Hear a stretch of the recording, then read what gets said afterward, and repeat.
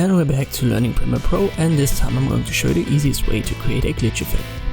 It's at least the easiest way that I know. I've got this simple clip right here, and then I've got this glitch clip. It's a simple VHS glitch, and you will find both in the description below. It's free to use, so you can download it for free on the site that I've linked to.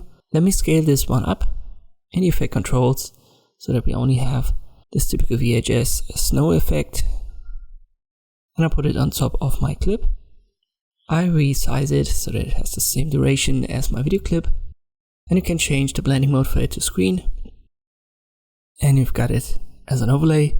I've used effect controls, so if you can't see that, go to window, and we also need effects, because if this glitch is too intense for you, we can also use a second method, and we'll need an effect for it, track matte key. So type it in.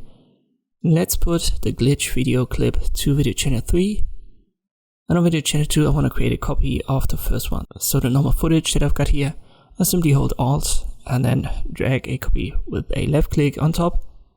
So video channel 1 and 2 is just the same clip, and on video channel 3 I've got the glitch clip. And now I drag the track matte key, so this effect, onto the video file on video channel 2. Make sure it's active, go to the effect controls, and we'll change the composite using to matte luma. And for matte we want to pick video channel 3, as we've got our glitch clip there. For now you don't see anything, but if you size up your video channel 2 file, let's say to 140, you will get little glitch effects.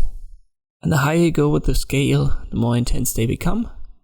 So 200 you can see them prominently,